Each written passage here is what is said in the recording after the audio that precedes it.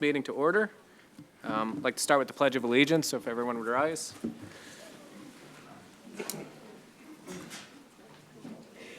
Pledge allegiance to the flag of the United States of America, to the republic for which it stands, one nation, under God, indivisible, with liberty and justice for all.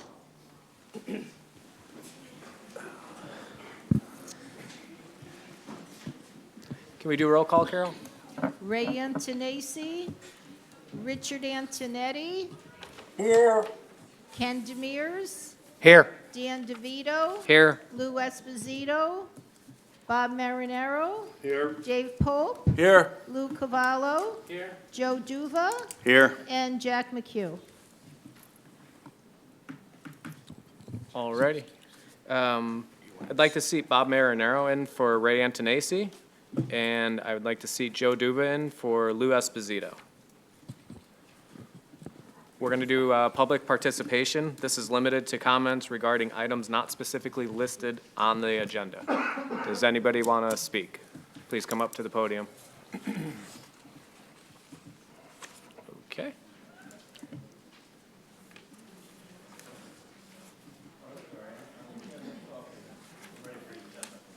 All right. Okay. Okay. So there isn't anybody. All right. The minutes? Do we have them? Do we have these minutes? I don't know. Carol, were these minutes issued? Okay. Make them, I'll make a motion to table the minutes from October 4th and November 1st. do you have a second? Second. All in favor? Aye. Aye. All right.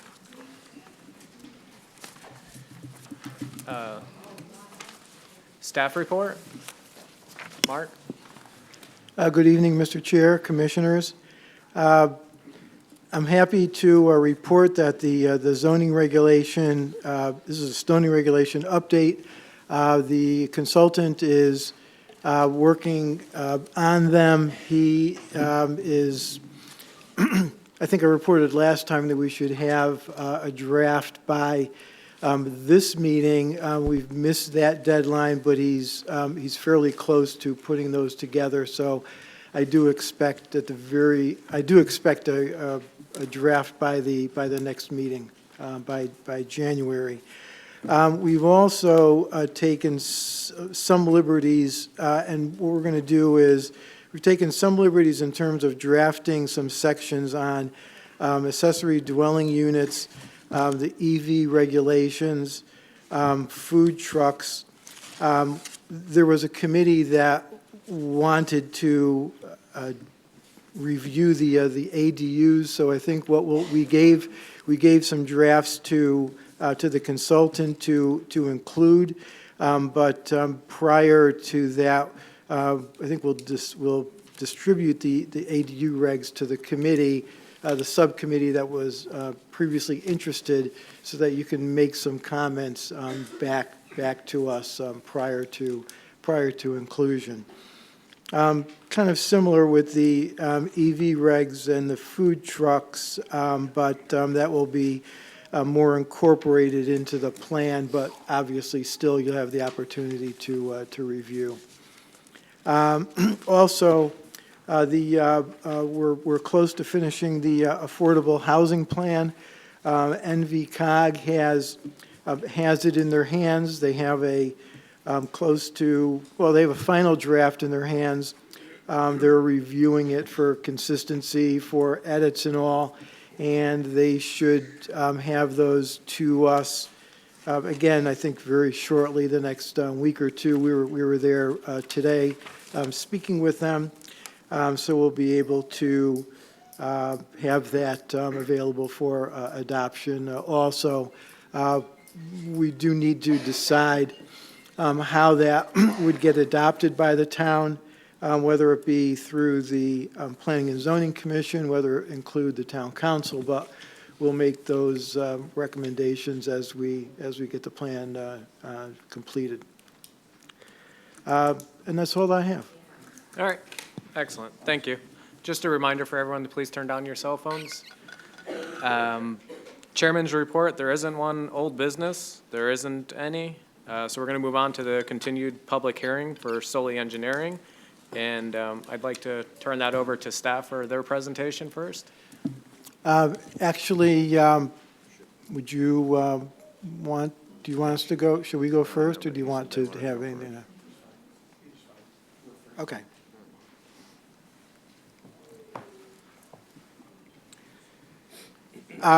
We had provided to the commission a couple of weeks ago, what we wanted to do was provide a summary of the issues and concerns that the commission has heard.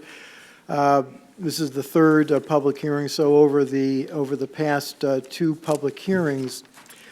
And that's what we wanted to do, is to give you that overview, a summary for your consideration. What we have tonight, and that we'd like to go over, is just a brief PowerPoint for your benefit and for the public's benefit to summarize, what our findings are right at this point. So with that, we'll go through that.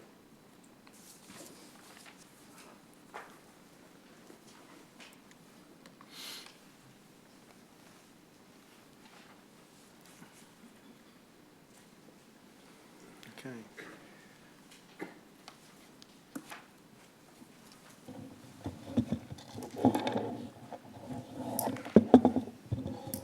So firstly, we're going to do a quick overview of what the development is. It's a mixed flex industrial and residential use, wouldn't have any retail or last mile distribution, and would not contain an Amazon distribution center either.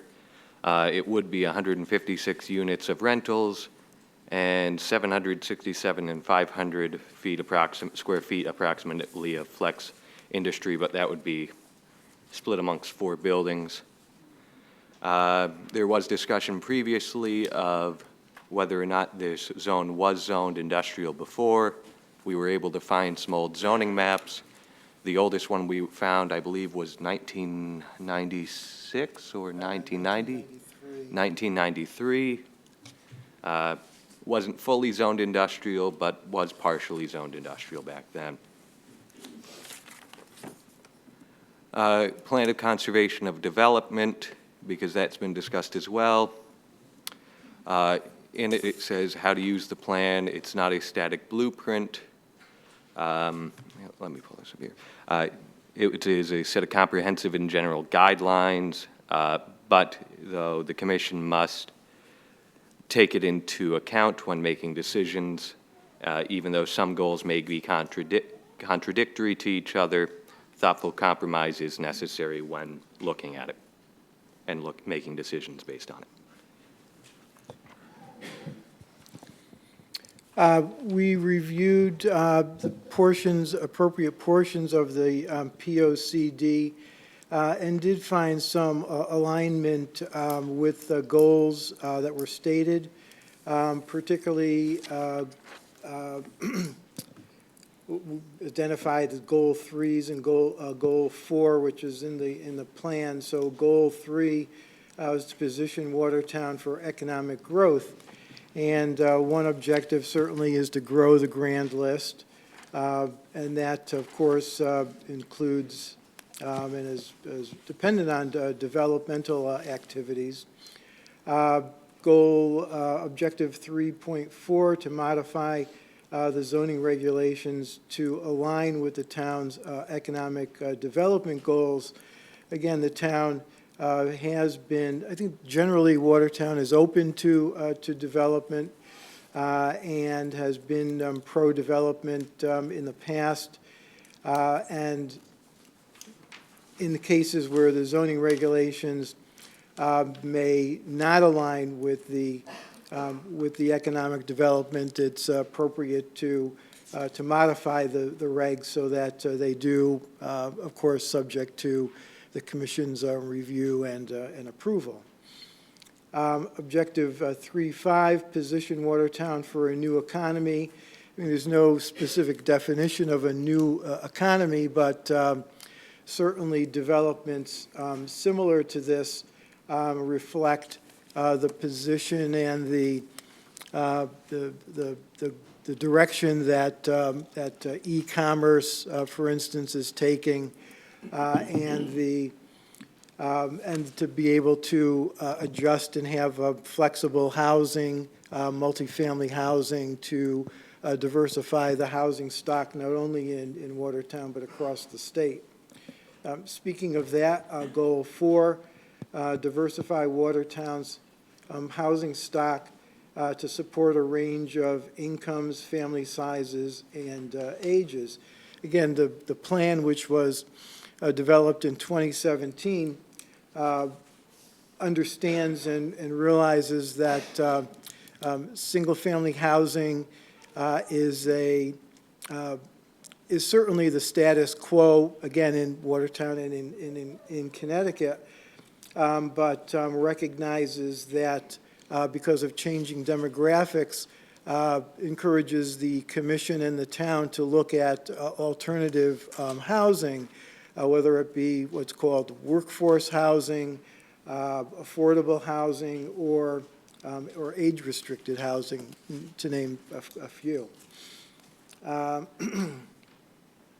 Objective 4.2, to support higher density development in areas with existing public infrastructure.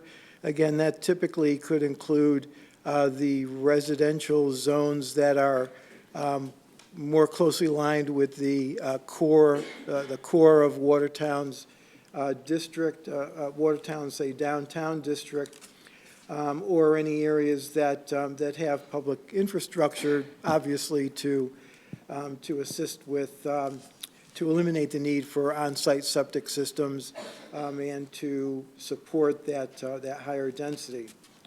Objective 4.4, to increase housing options for Watertown's growing senior population. Certainly, we've talked a lot about that in this forum as well as others. We hear a lot about the Zoning Enabling Act, cited as Section 882, and it lays out and specifies the authority that the state grants to each municipality in order to carry out the functions and standards of zoning. And it does impose conditions and standards on the town. We certainly hear a lot about not spacing out housing, about fresh air, about separation between buildings and such. But it also talks about promoting economic diversity in housing, including housing for both, and this is directly from the Enabling Act, low and moderate income households, encouraging opportunities for multifamily dwellings, and encouraging such opportunities for residents of the region, not merely for residents of the town. So these are standards that should be taken into consideration with all zoning measures. And to just note, if there was no state zoning act, towns would not have the power at all to regulate zoning. So you have to be aware of the comprehensive set of enabling standards that are included in the act. As for traffic, we've been told by the developer it would have lower traffic generation than commercial.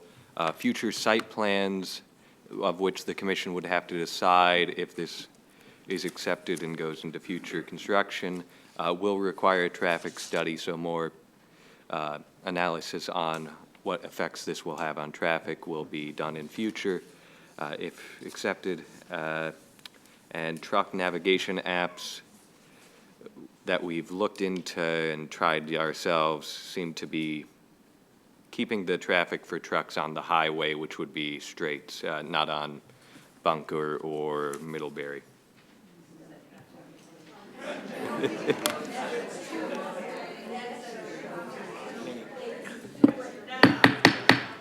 Please, let the staff speak. As for mitigation of pollution, site plans will require a noise study, so no noise ordinances are violated. Will require dark sky lighting and photometric plans so as to keep all light on the property, and must ensure water runoff rates will not adversely impact wetlands. Future site plans to require analysis of potential pollutants, stormwater management features to treat and attenuate runoff to on-site wetlands, and wetlands, it is important to note, wetlands will still be impacted. As for safety, we have received comments from the fire chief as well as from the marshal. Each apartment in common area of the residential development would have to be checked yearly by the fire marshal and their crew, and the industrial site would, depending on the use that's in it, every 2 to 4 years. And fire apparatus must have access to the site and all around it. As for what the police say, parking lot is suggested to be well lit, CCTV cameras installed with signage around, and possible installation of a camera at the entrance connected to the PD's license plate reader, which would alert the police if any stolen vehicles do enter the site.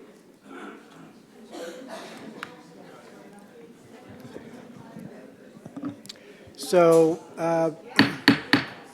We're going to ask you to please be respectful and quiet so the staff can speak. in terms of ultimately making a decision, the commission has several points that it considers in making its decision. Consistency with the plan of conservation and development, whether the proposed PDD promotes reasonable and logical development to serve the public interests of the community, whether the uses proposed are consistent with a special permit consideration. So as I think as we know, this is a conceptual plan, and any subsequent development will be a public hearing process and must meet the standards of Section 9 of the regulations for special permits. Accessibility to, number 4, accessibility to major roads and proximity to community services, certainly the physical characteristics of the site, the capability of existing infrastructure to support the development, and any other factors deemed applicable to a zone change application. By approving or denying the master plan, the commission is approving the zone change application and the text amendment application. The conceptual approval does not include specific building or lot layout, as we referred to previous.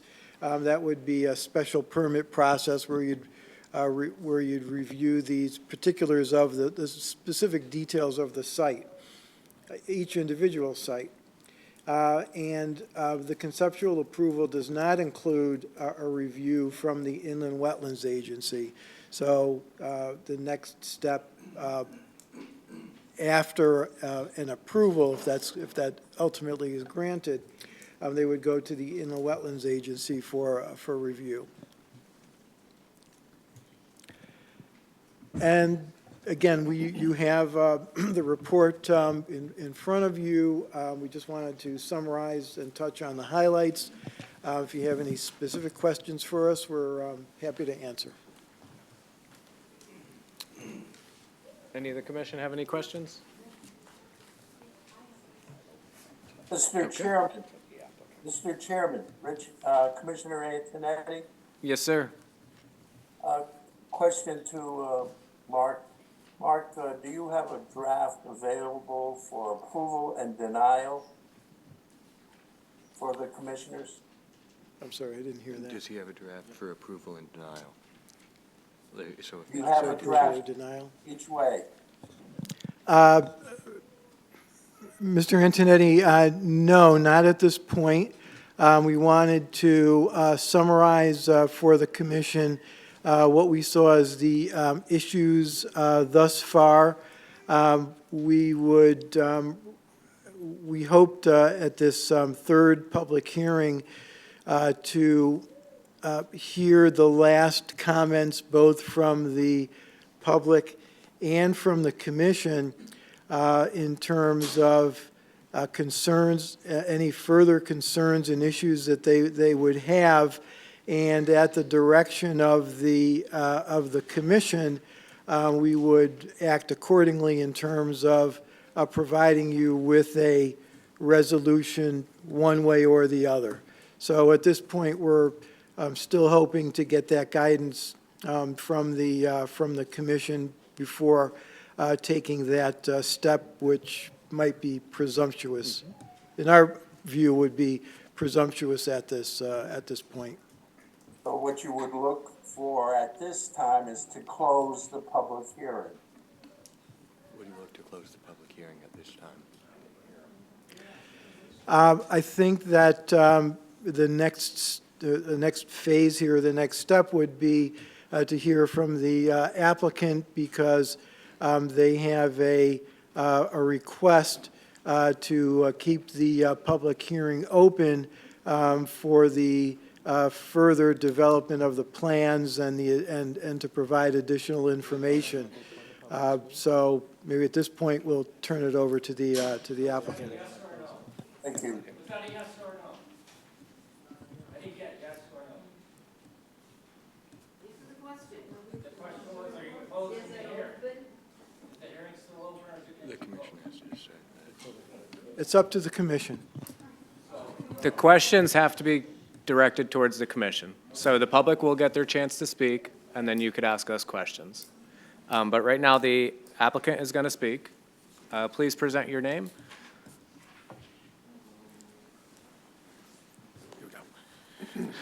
Good evening, members of the commission. For the record, my name is Luke Morrow. I'm a senior project manager with Solely Engineering, office in Monroe, Connecticut. I'm a professional engineer and a professional traffic operations engineer. I'm here tonight on behalf of the applicant, WPH Holdings LLC. We had prepared a statement I will read out loud to everyone, and then we can proceed from there. At the conclusion of last month's meeting, land use staff offered to coordinate a meeting with the development team and the various department heads, engineering, DPW, police, fire, Board of Ed, et cetera. At that meeting, we received some very good feedback regarding concerns related to both the water and sewer infrastructure, and we also discussed some aspects of our project, which could result in some meaningful infrastructure improvements which would benefit a larger Watertown community as a whole. As part of those discussions, we also talked through some additional concerns surrounding the proposed multifamily component of the project and some of the additional requirements that fire and EMS would like to see incorporated into our project.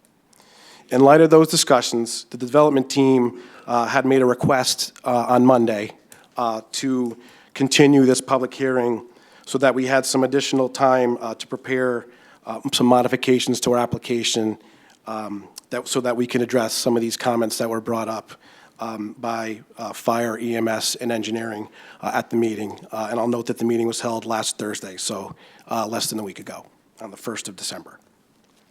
We were hopeful that the staff meeting could have taken place sooner than that, so we had some time to address their concerns and make the required revisions to our documents and our plans. However, since it only occurred about 4 days ago, there just simply wasn't enough time to do that. So we are requesting tonight some additional time to prepare some changes to our proposal, which we believe, based on feedback we received, will overall help to address some of the comments and concerns that were raised and provide an overall better project moving forward. We understand and respect that the staff did wish us to attend tonight's hearing, so I'm here to listen to any other comments or feedback that the public or the commission may wish to present tonight, and we do commit to providing a response in any revised materials in terms of the text amendment or the overall master plan at the meeting scheduled for January. And we commit to submitting additional responses within the next couple of weeks so that there would be adequate time for both the commission, staff, and the public to have a chance to review those revised materials. We firmly believe that the changes we will be proposing will be viewed as considerable improvements to the community. We are optimistic that they will be viewed favorably by the public and by this commission.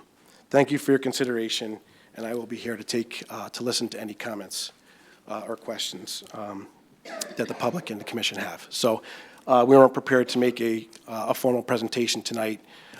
Just to kind of go into more detail, as Mark, I believe, had mentioned, town staff had asked for some substantial improvements to both water and sewer infrastructure that would be needed for our project, but would also help the community at large in terms of redundancy for water loop system and the residential developments to the west, to the north, so on and so forth.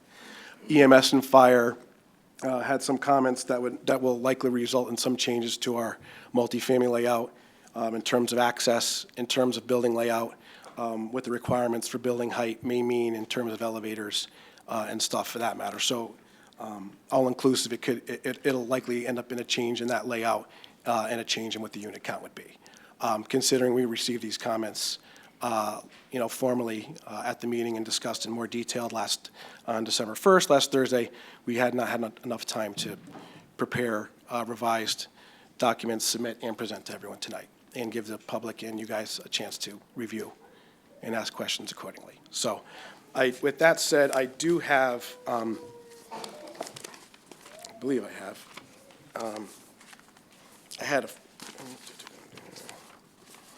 I'm sorry, I thought I brought formal request letters for the extension, which we had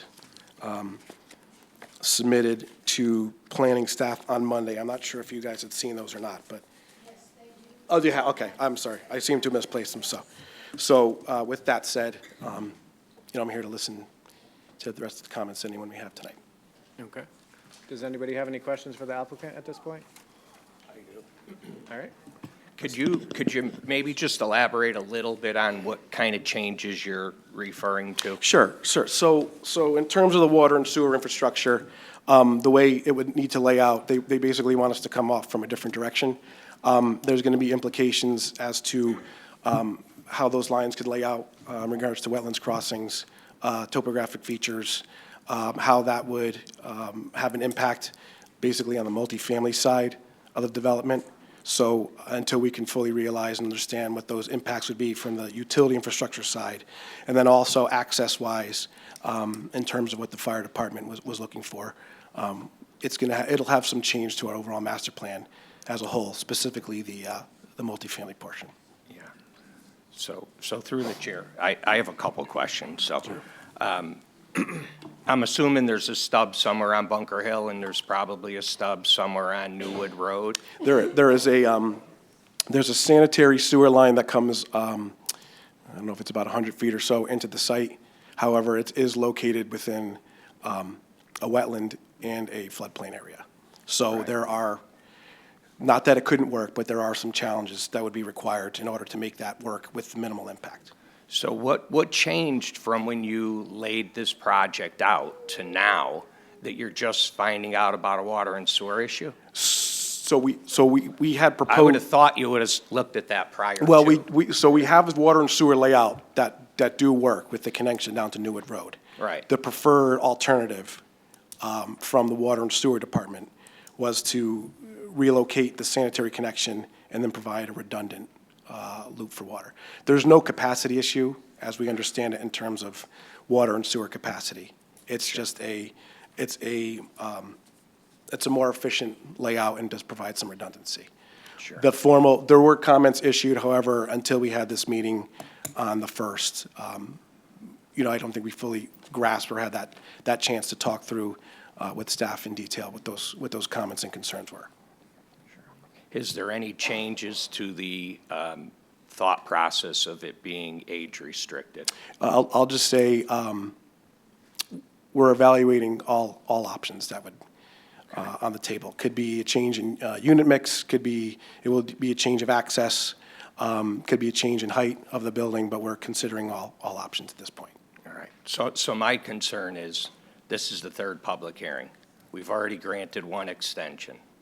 So we're about to talk about granting a second extension, which would be your last, because that's all we're allowed to issue. So do you think between now and January 3rd, if you're making big changes, that we're going to be able to close a public hearing in January and make a decision? That would be our goal, yes. Yeah. All right, I'm good for now. Thank you. Anybody else? Mr. Chairman, Oh, yes, sir. through you, Mr. Chairman, I don't know the name of the person at the table, but the whole process started back in September, October, November, December. And by January, I guess we're gonna have some kind of miracle to resolve all these problems. One of the problem I see here with the developer is that they are ill-prepared to present a logical plan. And so they hunt and peck. We'll replace this, we'll replace the sewer lines, we will replace the height of the building, we will replace. They were not prepared to come before the commission. Back in September, we should have had a whole plan. Okay, September, we don't have a whole plan. So we humped and pecked through October. Well, maybe we don't have it yet. We're still working on the connection with the fire department, the police department, the road structure, the traffic. But we're hunting and pecking all the way through November. And then here we are, December. We don't have the plan just yet. Give us another month. And then, commissioners, we'll make a decision maybe here in December. Well, I think you're burning the candle at both ends. I think you don't have a plan. You say, we'll give you anything you want, but we don't really have a solid plan. For my thinking, and if I were you, the developer, I should have come in with more solid, concrete plans. I don't see it. The people of Watertown do not see it. And as a commissioner, I'm saying, what in the heck's going on here? Maybe people feel that.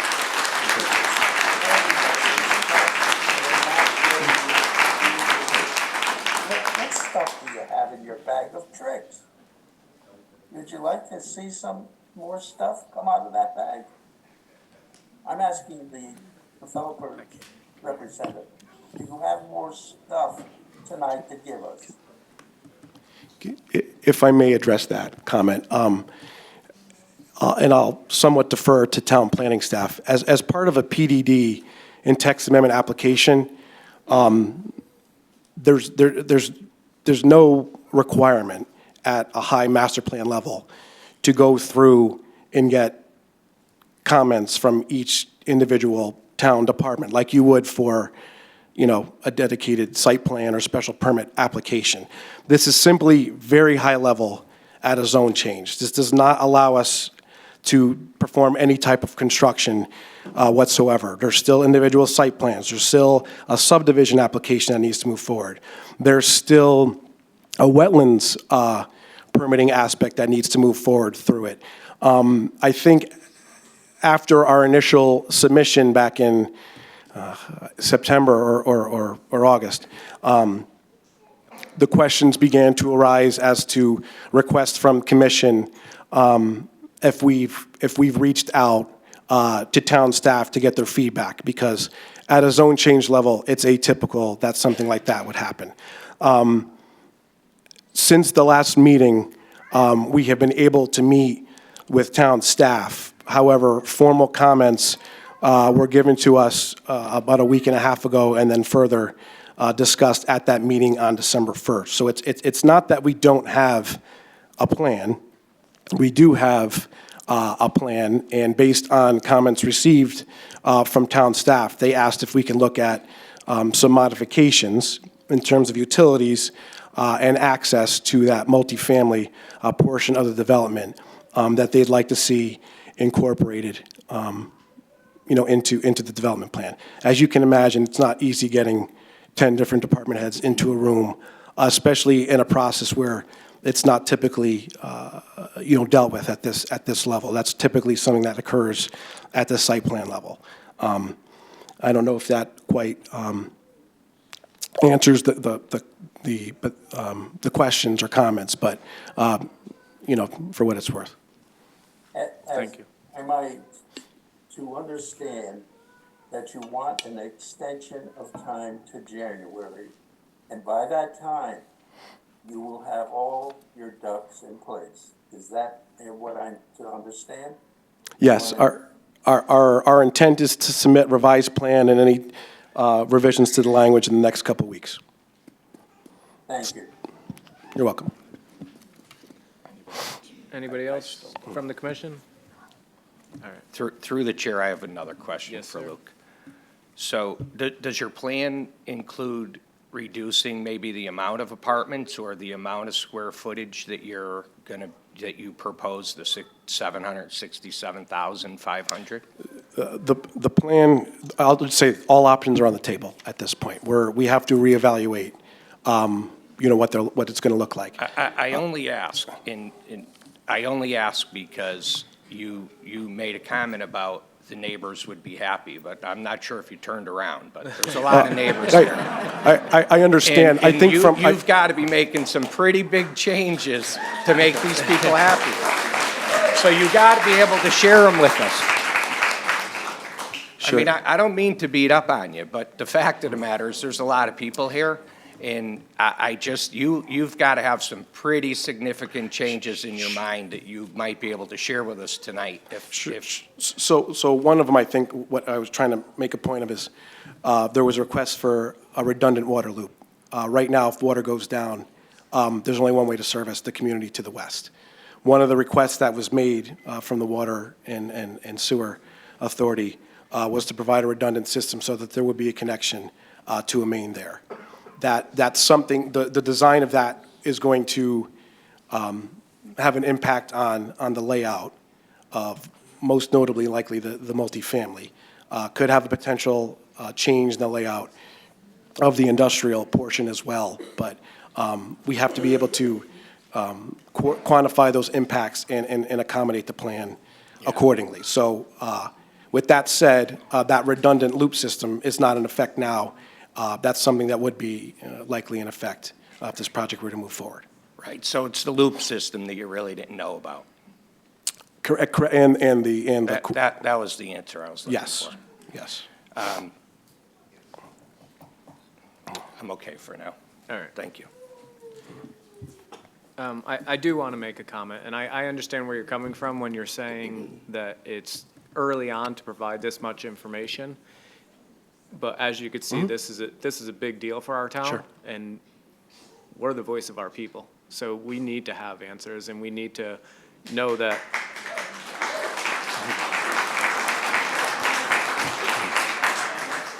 And we need to know that the developers are finding out that information and crossing all the Ts and dotting Is, even right from the get-go, to make sure we're making the right decisions for our town.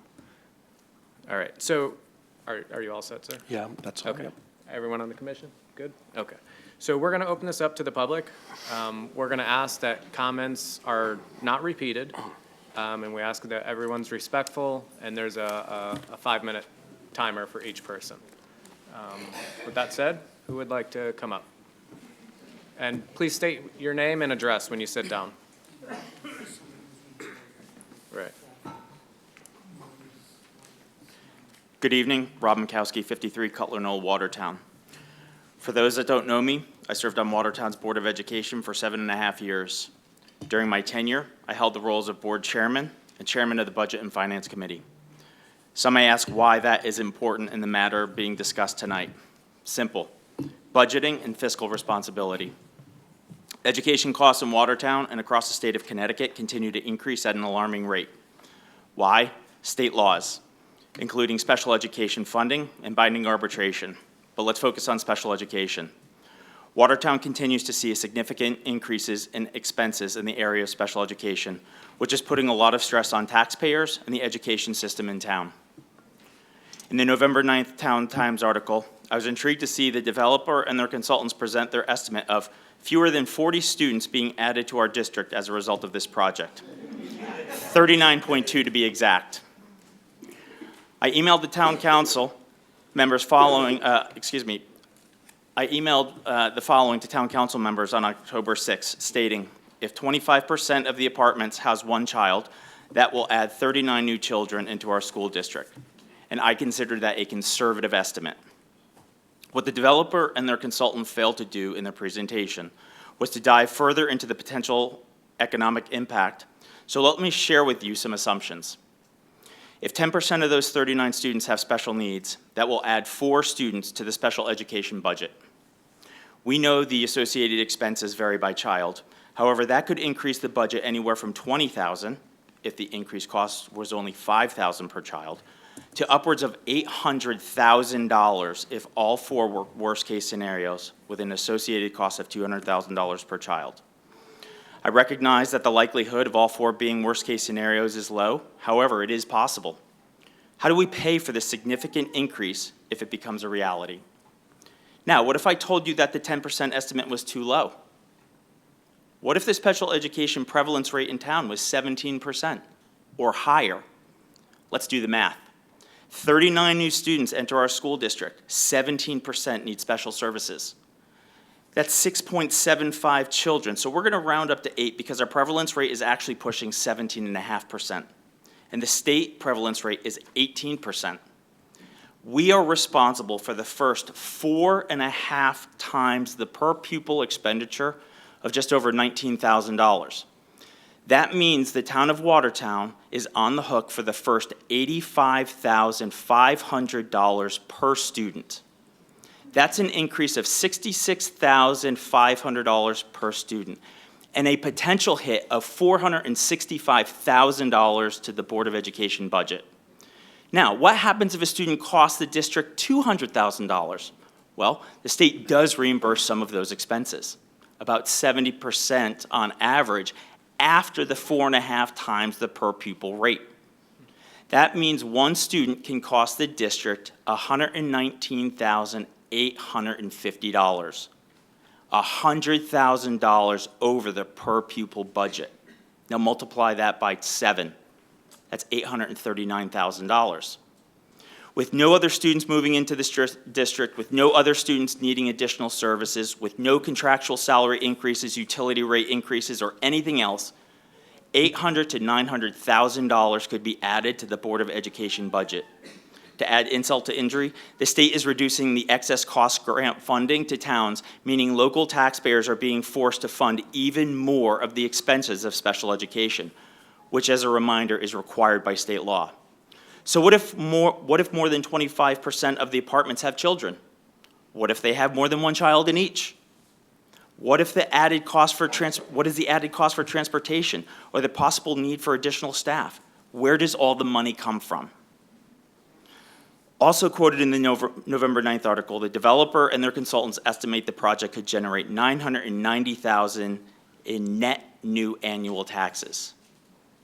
Those estimates do not offer the town much of a buffer based on what I just described. When all is said and done, if the plan for these apartments is approved, the developer and their consultants will go home and sleep easy, having zero responsibility for cleaning up the mess down the road. These apartments have the potential to ruin our town and its residents financially. This committee has a fiduciary responsibility to protect our town and its taxpayers.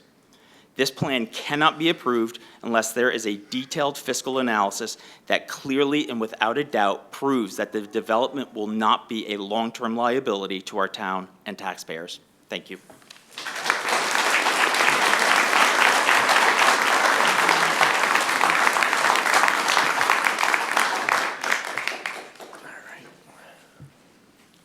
Thank you very much. You're welcome. Please state your name and address. James Boulay, 795 Bunker Hill Road. It's a corner of, yes, Boulay. 795 Bunker Hill Road. My wife, Kristen, 2 sons who are 2, and one of them is just under 1, live at the corner of Bunker Hill Road and Middlebury Road. That's my son. My concern with this proposal is the amount of traffic the distribution center and apartment buildings will bring. It is being proposed for 156 apartment units and nearly 200 tractor-trailer spots with 4 buildings. The impact on the residential street like Bunker Hill Road will be immense. The apartments alone will bring approximately 250 to 300 more cars to the neighborhood, as the average household vehicle ownership in Connecticut is 2 vehicles per household. Bunker Hill Road is already congested during rush hour times, and bringing that many more vehicles to the area will create large traffic jams at this intersection.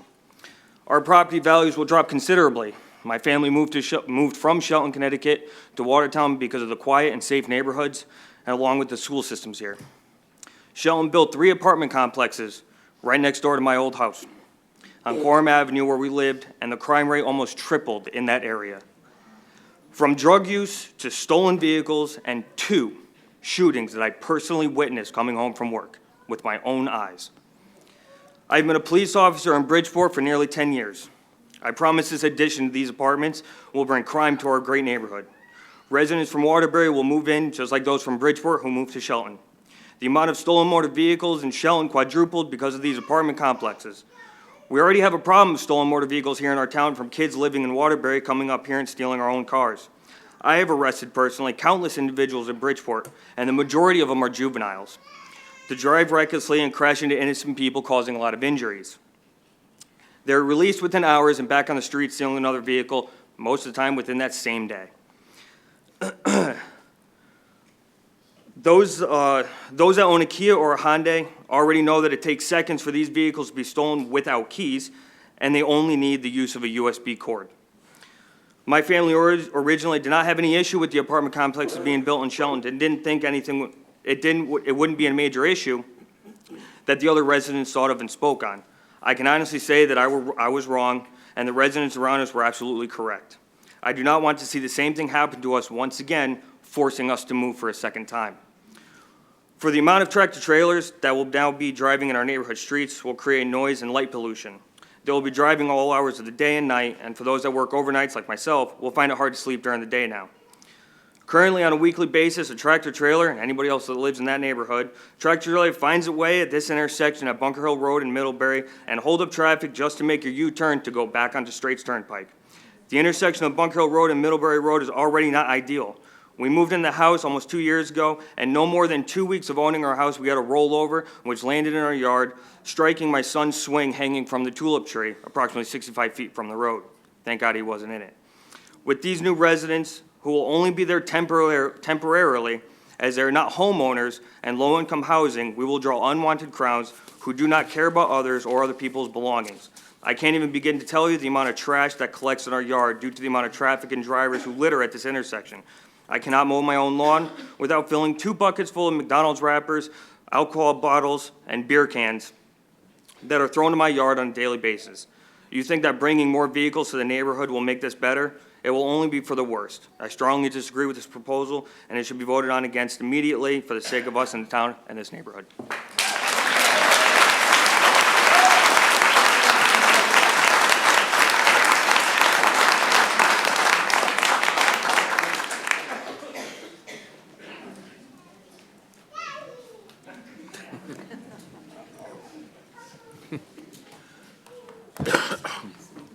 Yeah, what do I have to press? Thanks.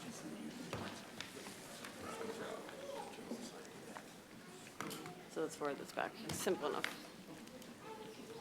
Okay, that's fine. Can you all state your names and addresses, please? Yes. Melissa Allen, 1201 Middlebury Road. Elaine Orsini, 188 Old Colony Drive. Rosemary Longo, 1176 Middlebury Road.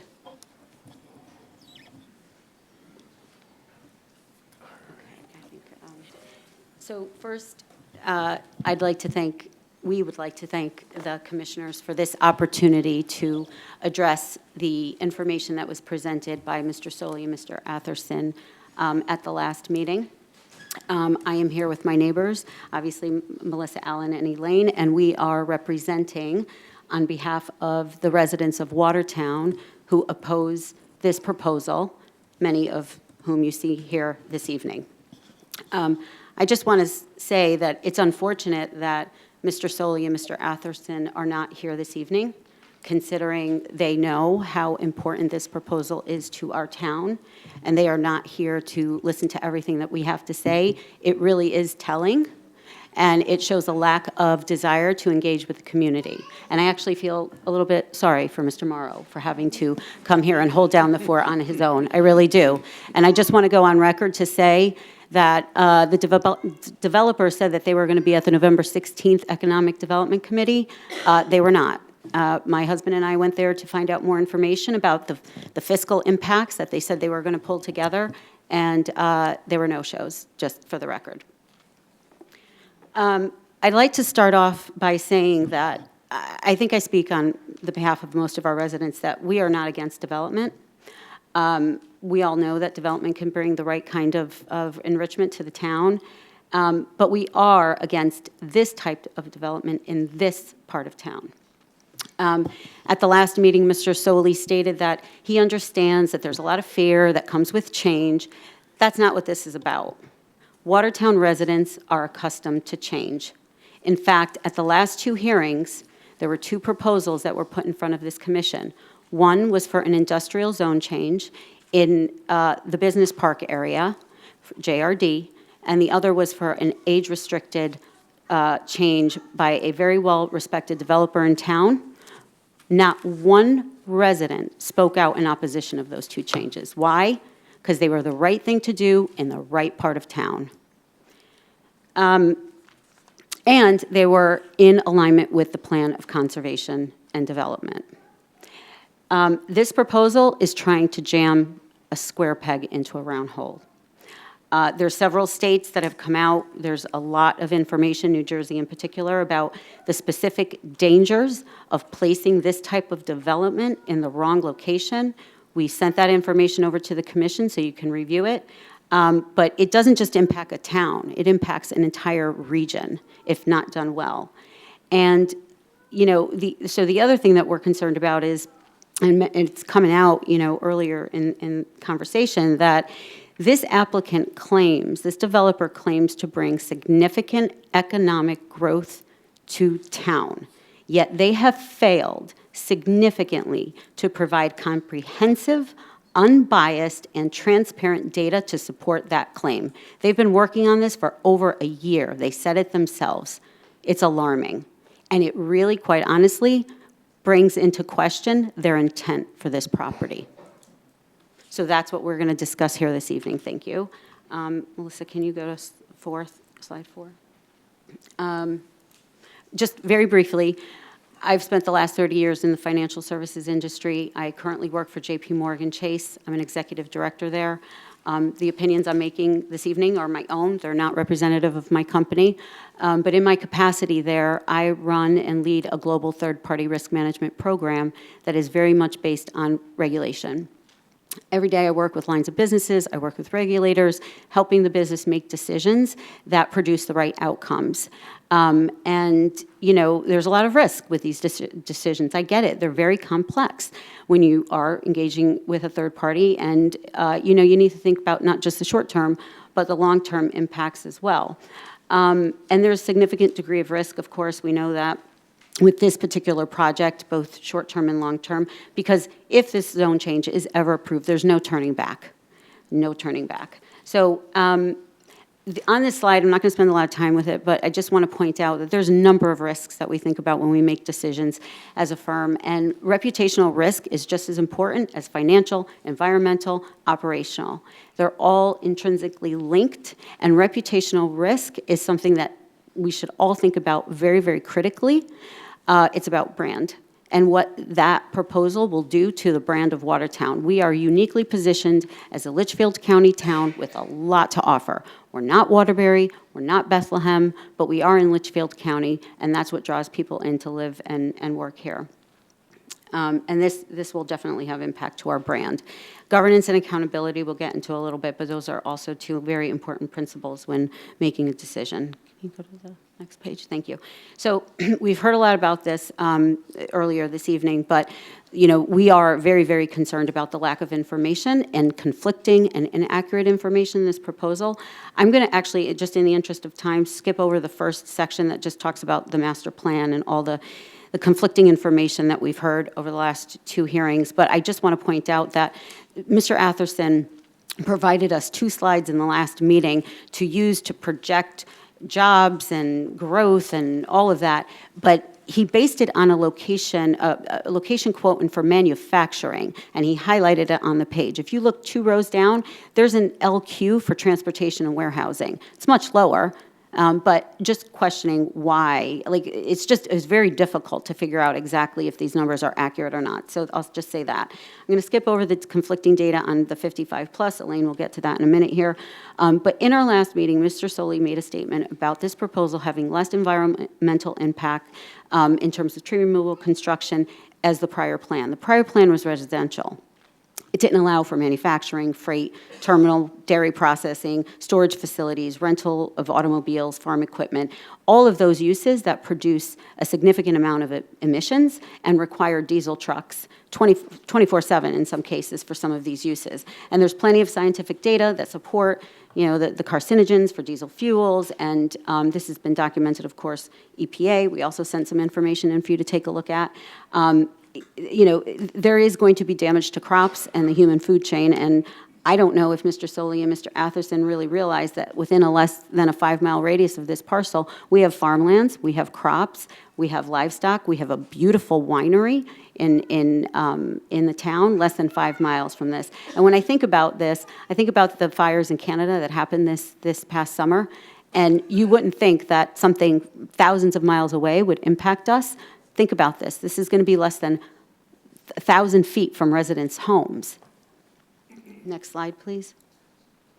The other thing I want to bring up is that in the last meeting, Mr. Soley stated around the Exit 17 project, the state project, he stated, any future development of our property and associated traffic would be able to safely navigate through these intersections and able to access I-84 as intended and needed to support the proposed development.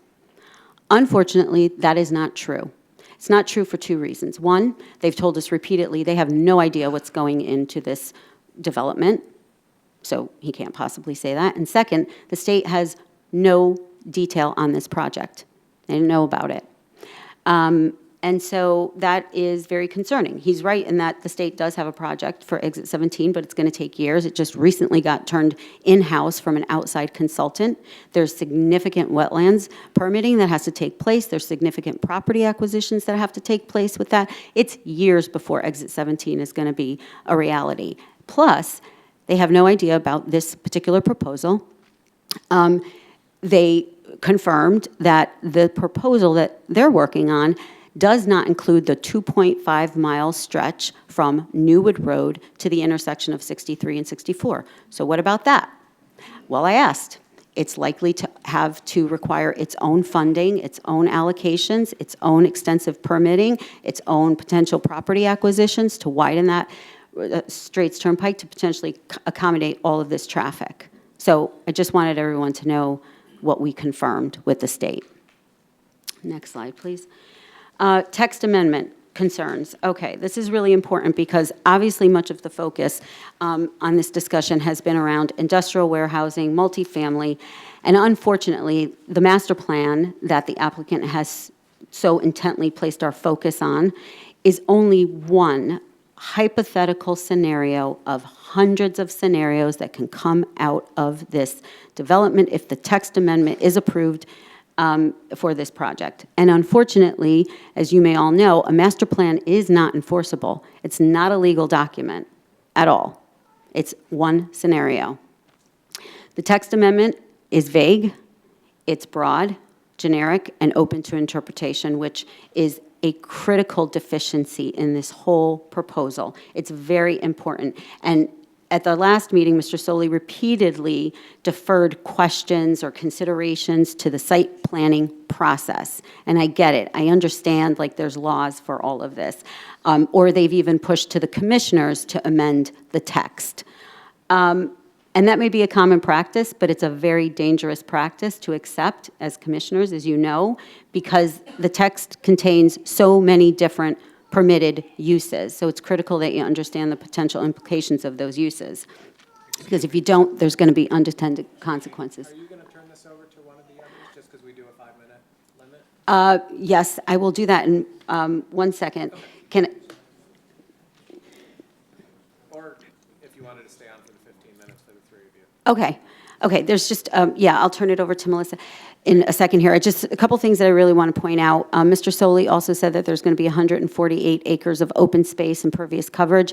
Well, what he didn't say is that the text amendment allows for a re-subdivision up to 15-acre parcels, so 13 acres, and the text amendment also allows for 40% building coverage, 65% impervious. I'm not an expert at this, but if you do the math, I don't think we're going to end up with 148 acres of open space. The other thing that's important to note is that he said, we listened to the town, we were very much concerned about the 35-foot setback. They came in with revised text, and they added a statement that says 500-foot buffer between impervious surface of the industrial development, so the parking lot, and any residential structure on Middlebury Road, our homes.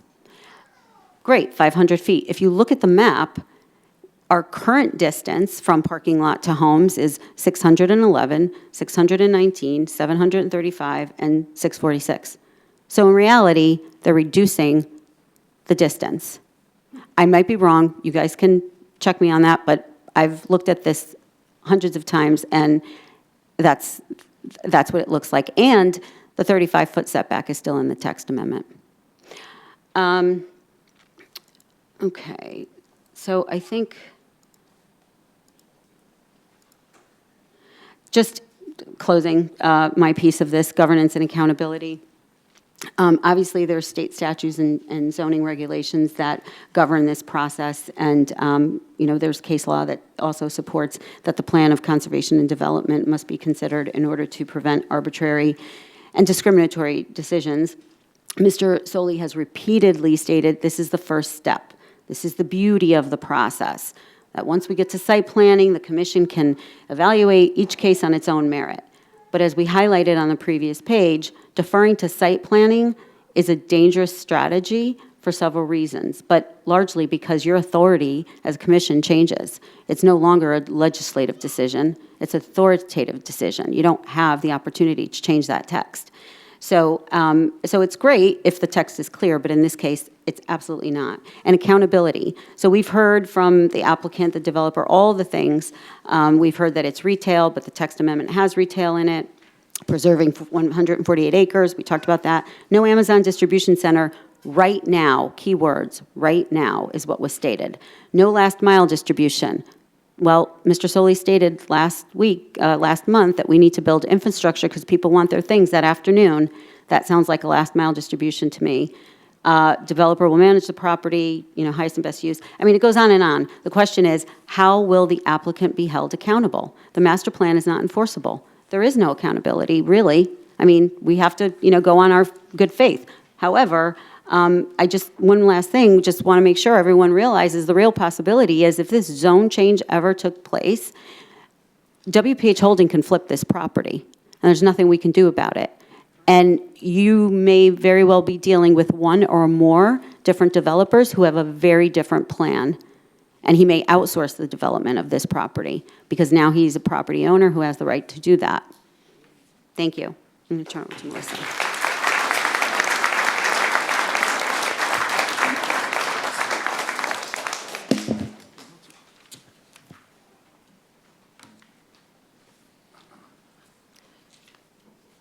Okay, I will speak on the plan of conservation and development and how it is not in alignment, this proposal is not in alignment with the POCD. You go to the next one. Oh, yes, Melissa Allen, 1201 Middlebury Road. Okay, no problem. Okay, yep, this is good. Okay, first, the action agenda is centered on 8 major goals. This proposal places the town at risk of meeting goals 1, 2, and 6. Goal 1 is to preserve Watertown's character, culture, and historic resources. 2, protect Watertown's land, water, and natural resources. And 6, provide a safe, efficient, and compatible transportation system for all users. Goal 4, which was mentioned earlier, this is questionable for 2 reasons. There's conflicting information, as the goal states the plan does not recommend expanding multifamily residential zones, and consideration should be given to small-scale multifamily infill developments, which this is not. Also, there is absolutely no guarantee that multifamily would even be developed in that lot. As it relates to goals 3, 5, 7, and 8, the proposal is not in any way applicable to the objectives, strategies, and actions as set forth in the POCD. Earlier, the town talked a lot about growing housing. If that's the case, why not keep the property residential? Why turn it industrial? Next slide. In our last meeting, Mr. Stoley stated that there was 2 identified uses on this parcel, village density residential and light industrial in the future land use plan. However, there is also a third that is medium density, as well as riparian corridors on the property which are designated as conservation priorities in the future land use plan. I know you guys know what village density is and light industrial and medium density, so I won't define that for you guys. Sorry, I lost my place there. Also, as it relates to the prior zone, the Connecticut state statutes are clear on how and what the commissioners are to base their decision on, and that is alignment with the POCD, not the historical maps that have been presented.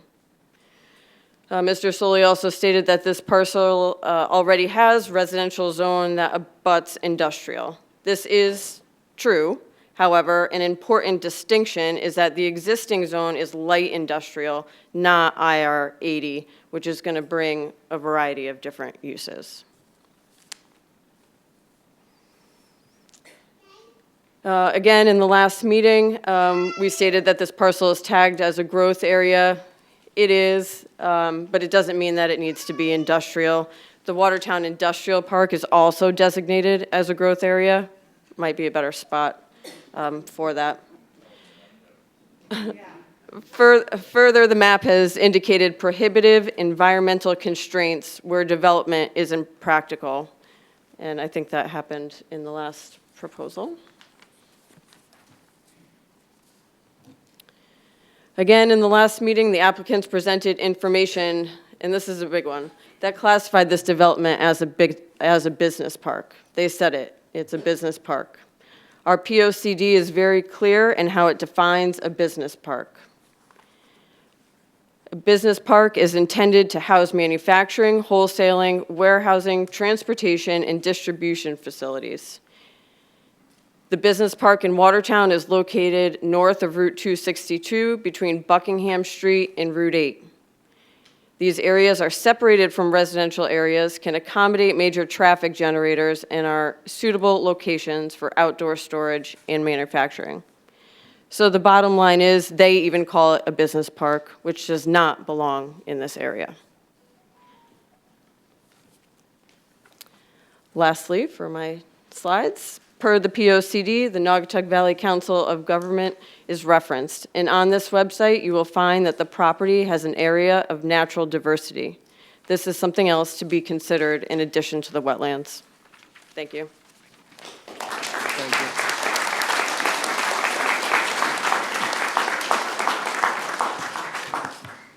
I'm actually going to ask if we could have other people speak, because. Sure. As a- I've got 2 minutes. That's Okay. it. 2 All minutes. right, 2 minutes. go I ahead. swear I'm quick. Go ahead. I'm really, really quick. It's Elaine Orsini, 188 Old Colony Drive. Orsini, Orsini. All right, we just wanted to bring to light in the last meeting that they said that the demand for 55+ is insignificant as it pertains to housing, but there was a survey that was taken out on our POCD survey results that indicate that our town is in need of 55+ age restricted developments, and a lot of our residents, over half of them, believe that there's too many multifamily apartment complexes currently in our area. Told you I was going to be quick. That's all right. The other thing we wanted to talk about really quickly was effect on property values. Truck noise may be the aspect of a warehouse with the greatest effect on residential property value. With regard to that noise and property value, researchers concluded the following in a 2021 study entitled "An Analytical Framework for Evaluating Potential Truck Parking Locations. Increases in noise pollution can," and there's a handout out there. I'm not going to get into the decimal points of it, but it can decrease values in homes from 0.2 to 1.2%, just with that particular attribute.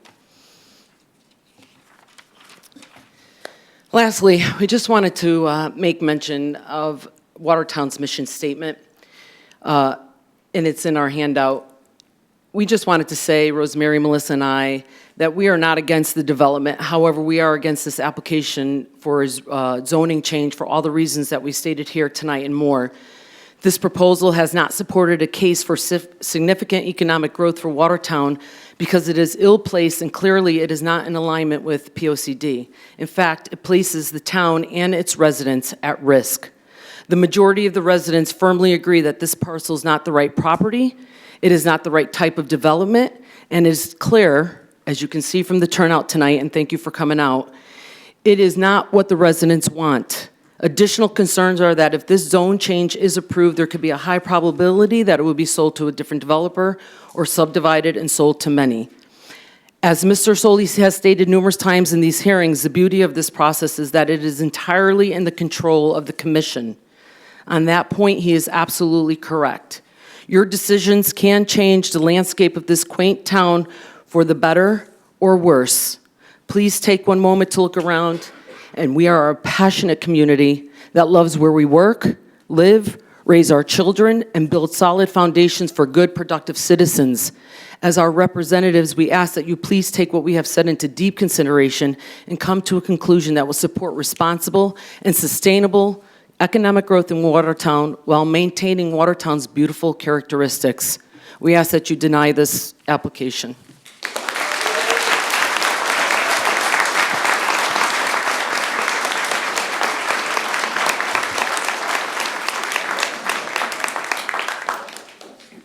Thank you. Is there anybody else that would like to speak?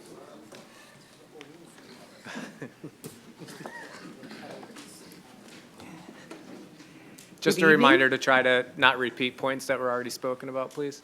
No, this is new. Okay, thank you. My name is Sally Kushless. That's, you know it.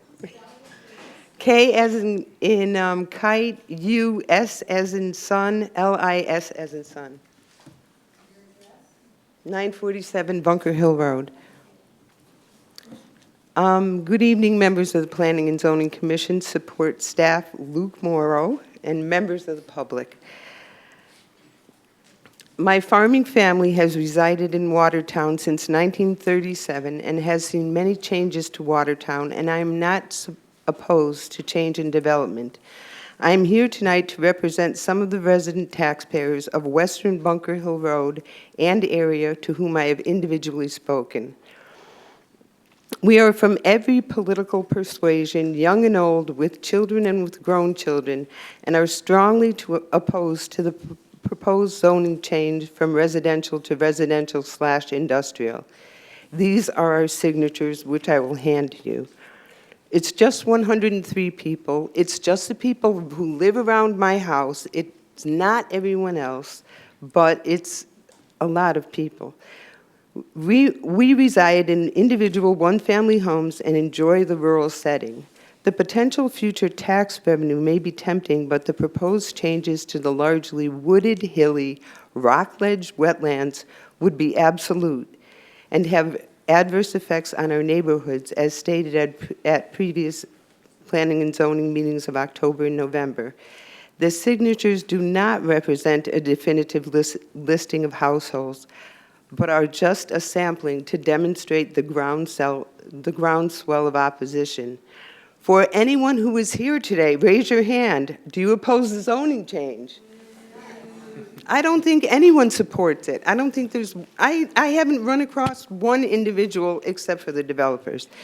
In any case, to the members of the commission, please hear our pleas and do not vote for the voting change. And my question finally is, maybe it's not a standard procedure, but since this is such a widespread issue and it affects so many people, maybe we should have a referendum vote about this zoning change, and you don't need to make a decision.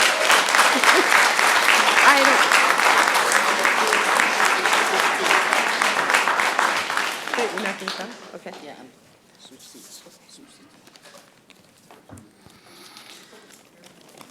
My name is Sal Luciano, and I reside at the same place as my wife. Thank you. 947 Bunker Hill Road. I speak in strong opposition for a zoning change for Bunker Hill. In the first two meetings, besides the developer, every speaker unanimously opposed the zoning change, and there doesn't appear to be any difference tonight. No one wants what promises to be an air, noise, and light polluter in our neighborhood. No one wants the loss of wildlife habitation. No one wants the extra congestion on our roads. No one wants the character of our town changed.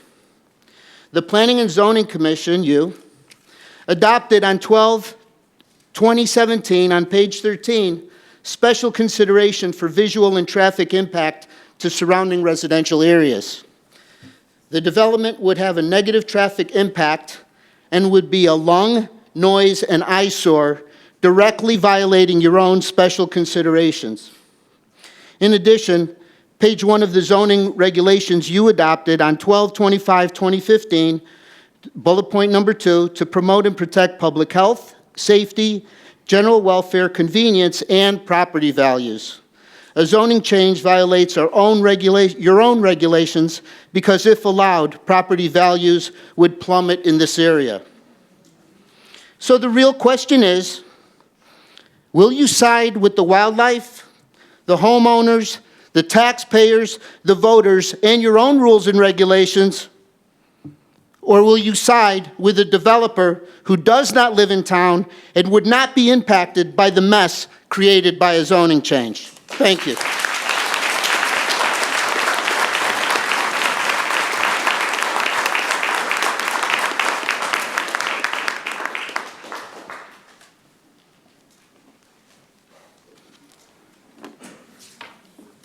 Good evening, Mike Lombardi, 69 Cornwall Drive, Lombardi, as in Vince. So I came in here all fired up with all emotions. And then I got really excited because Luke is a project engineer. I am a professional engineer. And then I was ready to take notes and go blow for blow, because I work on technicalities like capacity of the sewers. What's the flow rate? How much can they handle? So as I'm going along, I'm like, if I presented this as an engineer, I'm out of the conference room. You have no facts. So I'm not sure who spoke first. First of all, I want to applaud Watertown. I love Watertown. And you know what? These people did more research than anybody did on this development. So I don't know why an extension would be granted. There's no facts. It's all conjecture, nothing. So from an engineering standpoint, I can't even argue a fact because there are none. So what are we doing here? This proposal says, oh, beg me to answer some questions later and then come up oh, maybe we'll change something. Ken, you asked a great question about what they talked about in the amount of apartments. You know what the answer was? The sewer had to go in a loop. What did that have to do with an apartment? So I don't understand. So all I'm saying is, obviously the town of Watertown doesn't want this. People are spending a lot of time, a lot of research. Let's just end it tonight, and let's not grant this extension.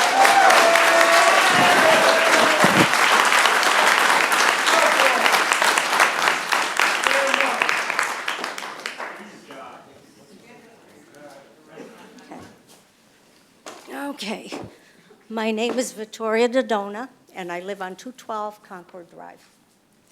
I don't have a fancy title, but I'm going to tell you that I've lived up here and paid taxes for 43 years. I worked very hard, my husband and I. We bought our home here. We were very happy. The school system was great. My children went to school here. And through the years, I've seen many changes, not favorable. And I'm not going to sugarcoat anything, okay? So who is this going to benefit? It's certainly not going to benefit us. And the other thing is I'm concerned about, is this going to, do we have a say in this? Are we going to be voting? Or is like your voting system here, you just keep voting until you get a yes? Okay? That's all I have to say.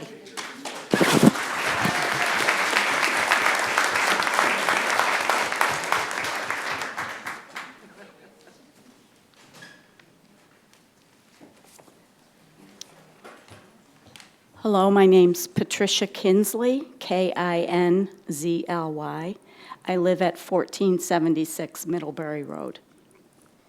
And first, I just want to tell everyone that's spoken so far, I'm very appreciative of it. I'm not quite as specific as they are, but I've lived on Middlebury Road for over 60 years of my life. And I've seen a lot of changes, and I'm here tonight to express my opinion on changing the zoning to accommodate a distribution center on a parcel of land abutting Bunker Hill and properties on Middlebury Road, as well as the residential development.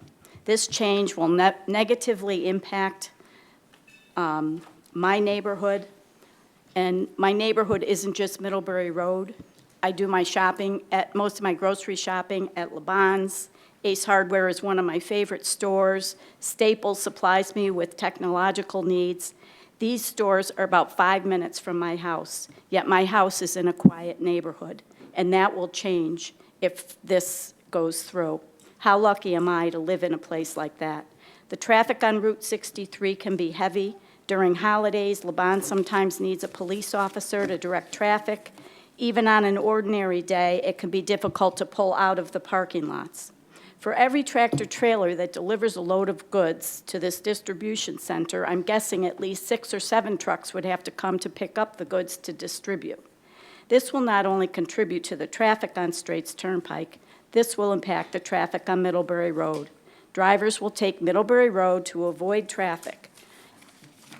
As you know, Middlebury Road runs parallel to Straits Turnpike. In the past 2 months, there have been 3 car accidents that I know of on Middlebury Road from Bunker Hill to the Middlebury line. One driver was speeding and hit a telephone pole. Another driver hit my next-door neighbor's stone wall, and the police were called if you want to check on that. A third accident, someone knocked down a neighbor's split rail fence. Now, I'm reading, the handout here, and under traffic, the first sentence says, "The applicant has stated the overall development scheme is not expected to generate a significant increase in traffic volumes that would adversely impact the local roadway network." Now, I'm not an engineer, I'm a nurse, so I don't know anything about that, but you know what? That's not an honest statement right there. That's somebody that's trying to pull the wool over our eyes and get us to accept something that isn't really true. The other issue is what type of pollution will these trucks create? They sit idling while they're waiting to be unloaded. Refrigerator trucks have to keep the refrigeration going while they're waiting. What type of lighting will there be? When I take my dog out at night for a walk, I look up, you can see the stars so clearly. What's that all going to be like if this distribution center comes in. I'm sure that each one of you live in a nice neighborhood. Would you want to have a distribution center in your backyard? Driving to Florida last year, I drove past distribution centers. They weren't in a neighborhood. They were in industrial areas or lightly populated areas right off a highway. A distribution center does not belong in a neighborhood like ours.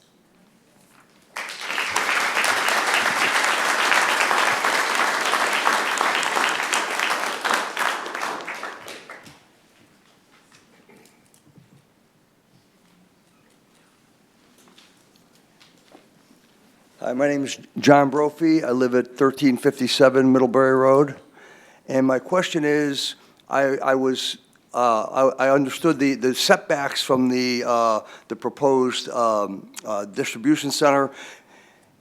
They go to a structure on my property, not to my property line. Is that correct?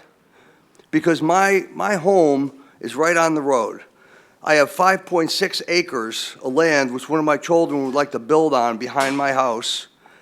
And if they're going from the structure, they'll be right in the back. It takes my 5.6 acres and makes it worthless. I can't do anything with that land because they're going, my setback is going to be right to my property line.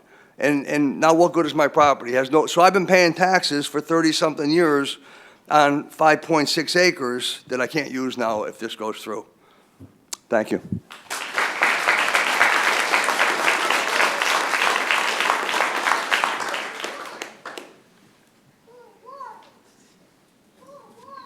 Good evening. My name is Karen Camp, C-A-M-P, 342 Concord Drive.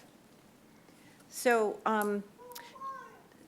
the folks before me have spoken so eloquently about the issues and about how they feel, how strong they feel, but I have a couple of questions that I guess I really want answers to. Will the town commission an independent study on what all these numbers that Soli is providing, the engineering company is providing? That company is working for WHD Holdings. Will there be an independent review so that people can feel more confident with the numbers? And those numbers may, in fact, then, I'm sure they will, support the issues that everyone has talked about today. So that's my first question to you. And the other comment that I'd like to make is that we have a room full of Bunker Hill people. We are all, I've only been there for 3 years, but Bunker Hill is a wonderful neighborhood, and people on Middlebury Road, Bunker Hill Road, we're all family. You need to hear from the other people in town. When you talk to people who are on the Litchfield side of town, you talk to people who are on the Thomaston side of town, do they want this? Do they think that this is an appropriate thing for the town of Watertown? I think to Sally's comment about, do we put this to a vote to the people of Watertown? That kind of vote would tell the story, not these limited people who I know you do your job well, but you're not representative of all the people of the town, and I think we need to represent the whole town. So, thank you.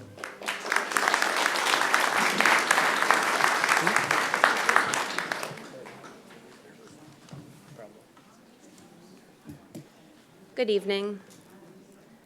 My name is Becky Kay, and I live on Barnes Road in Watertown. I'm a hermit, so something has to be important to get me to come out. I have a follow-up question for you, sir, for the development. In the packet, it stated that there was a maximum number of bedrooms set forth, but it didn't say what that number was. Do you have an answer to that for tonight, or is that not clear yet? So the questions would come to the commission, and then we could ask the applicant. Okay. So my reasoning for asking that question is because it's a multifamily, development project, and to be quite frank, despite unfortunately the very hardened facts that the first speaker gave about the increase in crime, I would like to be an eternal optimist and think that it might allow families, and I mean actual families with more than, with children, to come to Watertown and actually let their children have a chance at our wonderful school system. However, it seemed everything that I was reading in the packet was referring a lot to studios and one-bedroom apartments, which is not conducive to families of any income range. So while there is a need for housing in Watertown, and I absolutely agree for the senior housing as well, we're not actually providing much of a chance for anyone that is lower income that would like to also enjoy our wonderful town. My second point is we've started to hear some points about the traffic, and yes, there has not been a traffic study conducted yet. In the packet, it also stated that trucking apps seem to keep the trucks on Straits Turnpike. It's a little ironic because we all know that GPS and apps get up-to-date information about traffic, and they will reroute all of that traffic, cars and tractor trailers included, onto Middlebury Road, but also including up Bunker Hill, which is where it's going to impact the agricultural community. Some of you may know who I am, and it is not an easy thing. And I do not want to see Planter's Choice, myself, Kalanoskis, Logue, and DeSantis Farm have any kind of impact when they're driving their tractors on Bunker Hill, and they have full legal right to do so. Myself as well, I run constantly on the residential neighborhood there, including Bunker Hill, because quite frankly, it's a great workout. And I really would rather not have to be dealing with 18-wheelers constantly going up those hills. Slightly separate issue, but we have extremely poor visibility on those hills too. So I really want people to think about tractor trailer trucks, 18-wheelers, carrying weight loads coming into those intersections with that poor visibility. Thank you for your time. Thank you.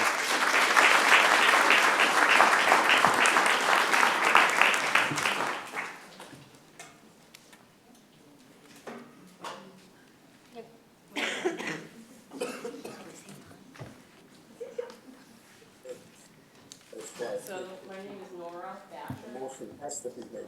B-A-S-H-E-R. N-O-R-A. N-O-R-A. 1156 Middlebury Road. You have to state your name. Hi, Sandra Monterose, Monterose Court in Oakville. We just have a letter that I believe was already sent to the commission from Tim McSweeney, who is a resident of Watertown for many years and lives in the area. He is involved in archaeological sites and indigenous history. So we're going to just quickly read that letter, and then I'll do a follow-up to that. Okay. The letter from Tim. To the Watertown, Connecticut Planning and Zoning Commission. My name is Tim McSweeney, a former Watertown resident from 1956 to 1974, who has spent a great deal of time exploring the stone walls, trails, ponds, fields, and woodlands of the Penelitis Farm, now a proposed site of development that includes a 767,000 square foot distribution center and 150 units of residential housing. In 1990, I became interested in what has since become known as the Native American ceremonial stone landscapes, and I have spent the past 33 years as an independent researcher of these types of cultural landscapes. My particular area of study is the stacked stone structures that are often misidentified as Yankee farmer stone walls.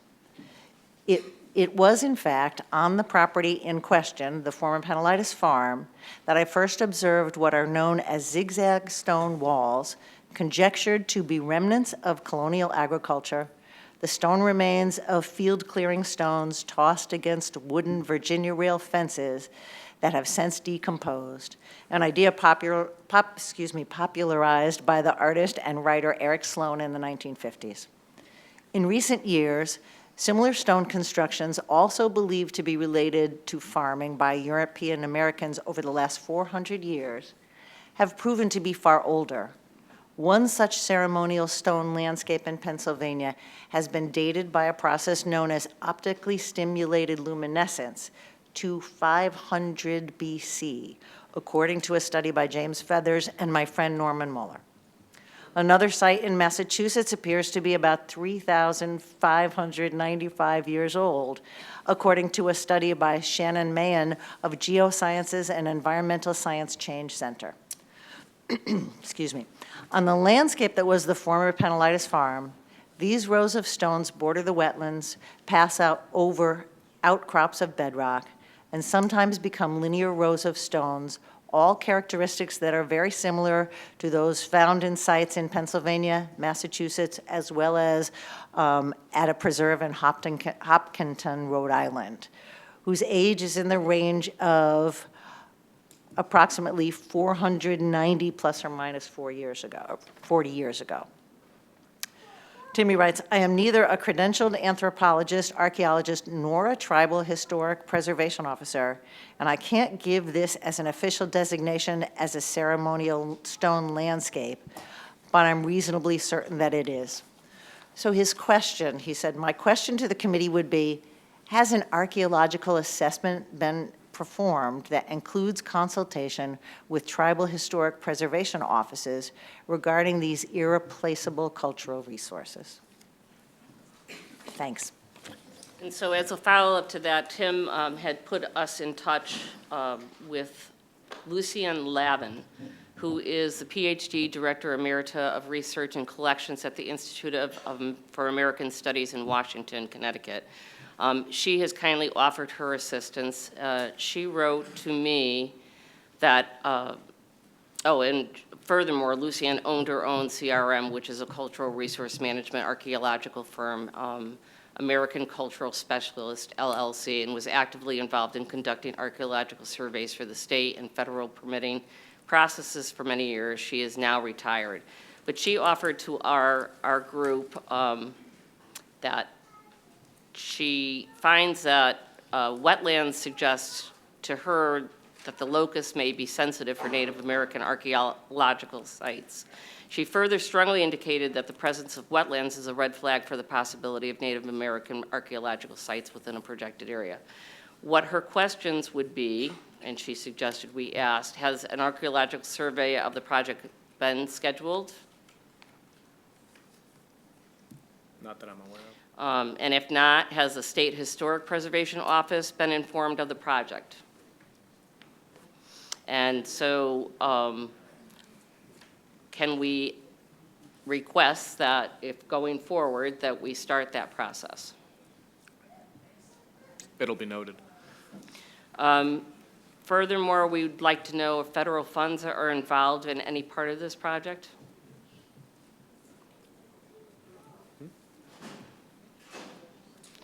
Did you? Sure. And relating to low-income housing or for the apartments? No federal funding would be involved there? Thank you. You're welcome.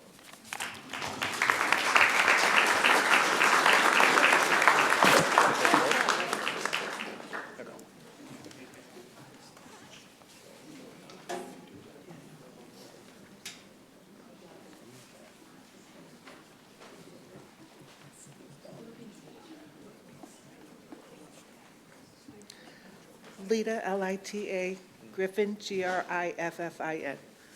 I live at 6, G-R-I-F-F-I-N. Your name? L-I-T-A. 698 Davis Street Extension. We've gone through this once already. Once this gets changed to industrial, they can do whatever they want? Is that what you're saying? Because you just did that on the corner of Straits and Bunker Hill. It was supposed to be a car dealership, and it's not. They just, you don't have to go through anything after that again? No. They could run willy-nilly. No, that's just too much land, and we all work too hard to have a willy-nilly.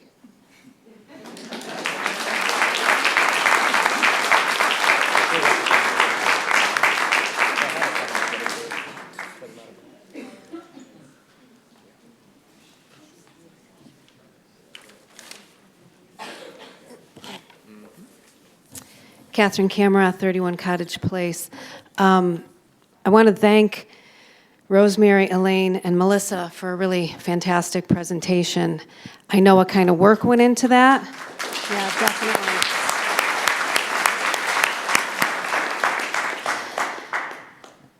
That was a tremendous amount of work, and I also want to thank everyone who's coming up here and speaking, because it takes a lot to come out, be here for hours, and there's a reason for it, because it's not wanted in this area. But I think one of the most important things that I heard tonight was Sally Kushless when she said this should go to a referendum or a vote. Well, it won't, because that's not how our planning and zoning works. It's up to this commission to make the decision for all of us. Now, I wouldn't be worried at all, because I've been coming to these meetings, and no one is in favor of this. However, I went through the Sealy property, and no one spoke, well, I take it back. 99% of the people that talked were against it. There was one person on the first round who was in favor of it, but also gave misleading information. And it passed. So, I'm still very concerned, because the way I look at it, which I don't understand with this commission, is when you have that many people investing that much time and basically educating everyone about all the problems, who are you listening to? It should be us. It should be us, the residents. Now, I had to file an appeal and pay money out of my pocket on the Sealy issue. Can we keep it on the topic? Yeah, I am keeping it on the You're not topic. keeping it on Yes, the I topic. am. No, you're not. The topic is, if people have to pay out of their pocket to make their point, it's not right. Listen to the people. That's what you're supposed to do. I know we have a development, but listen to this room. And you know what? I'll tell you something else.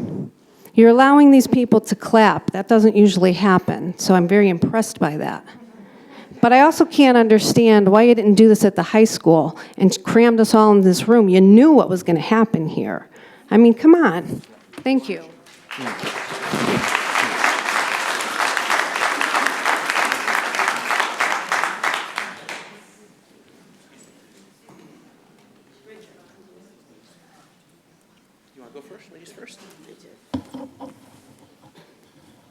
Hi, Frankie Popolowski, 35 Chestnut Avenue. Popilowski.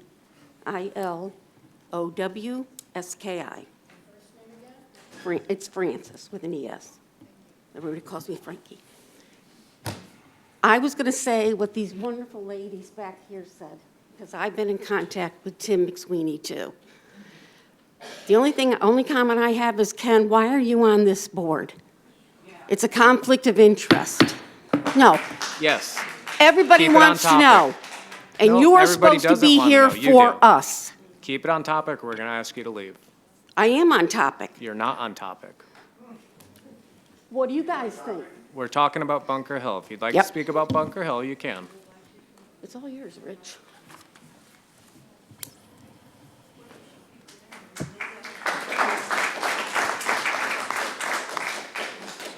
Good evening. Richard Rozansky, 35 Reynolds Street. Rozansky. Just wanted to point out some changes in language that are a little bit concerning to me from Soli's original proposal to the language that's being used today. I believe the first time the material was presented to P&Z was during the October meeting thereabouts. The package that was presented to P&Z in that packet is dated, it goes back to August, September, and Soli calls it a distribution center. That's the language that is used, a distribution center. They do a traffic study. The traffic study indicates, very surprisingly, that there'll be a very light traffic, even though there's a distribution center. The function of a distribution center is tractor-trailer trucks bring in product. The product is sorted and stored, and then tractor-trailer trucks come in and deliver that product back out again. So I'm very, very suspect about their traffic study. But what's bothering me is that After the Middlebury Distribution Center was soundly defeated by the townspeople of Middlebury, the language has now changed. Even in Mr. Massoud's summary, now we're calling it flexible industrial buildings. We're not using the term distribution center anymore. It seems like there is an effort to sugarcoat what the developer wants to do with this project. So I just wanted to point that out to everybody.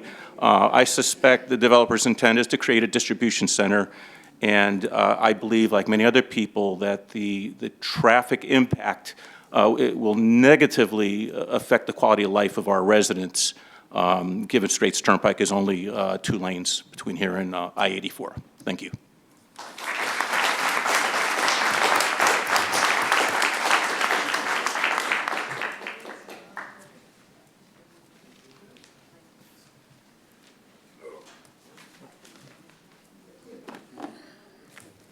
Hi, Scott McWhirr, 86 Cornwall Drive, MCW HIRT.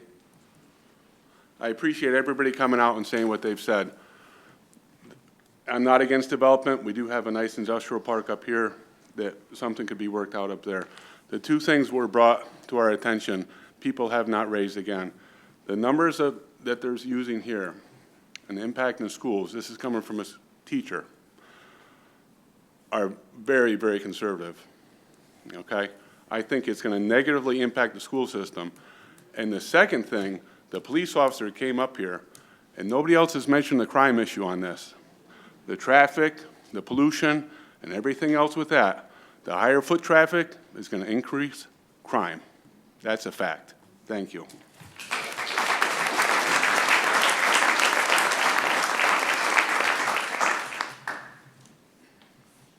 Would anyone else like to speak?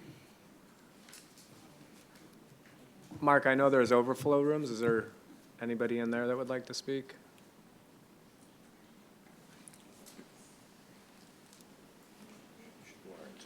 Yep.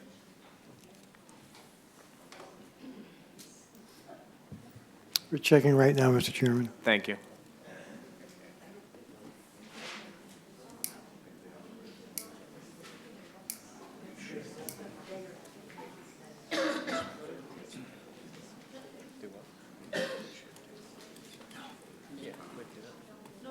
Okay, thank you.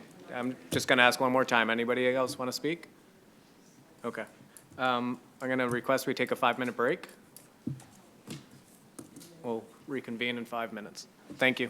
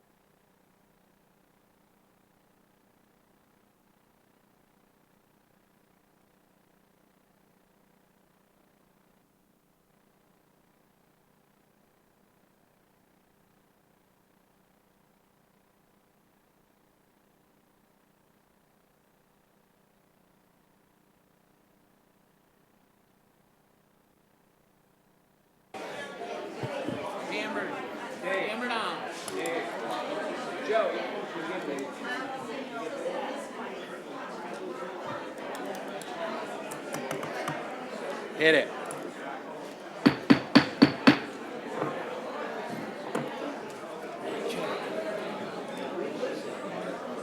All right, it's 8:29. We're going to call the meeting back to order, please.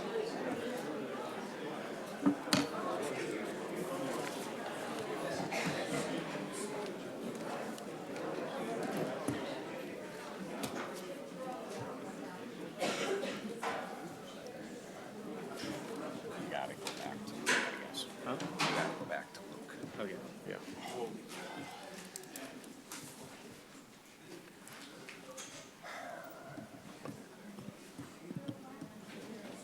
All right, the public has spoken, and we want to give the applicant an opportunity to speak.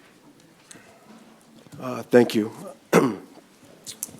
Just a couple things off the cuff, too, that I can easily address. I have copious comments that were taken from tonight. So there was a question about NDDB archaeological study.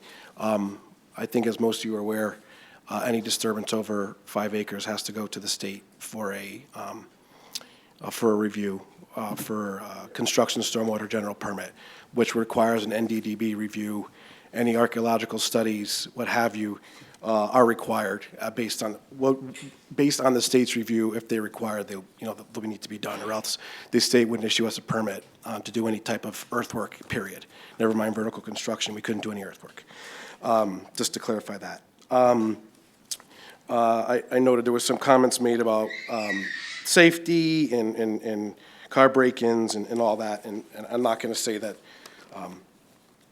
I'm aware of any specific incidents, so obviously, because I'm not, but just a general statement that there was a comment in Mr. Massoud's staff report that the police had reviewed the application, and although this is just at master plan level, they did indicate that they do have the resources to adequately serve the properties. That's for what it's worth. There was a question from someone as to, I think they want a clarification on the number of bedrooms that would be allowed. Right now, per the language, it would be limited to a mix of 1 and 2 bedroom units. I'm by no means an economic expert, but that was kind of the mechanism to limit the number of school-aged children that could be generated by the development inherently. That was the intent. But I cannot speak on the economics and that kind of stuff.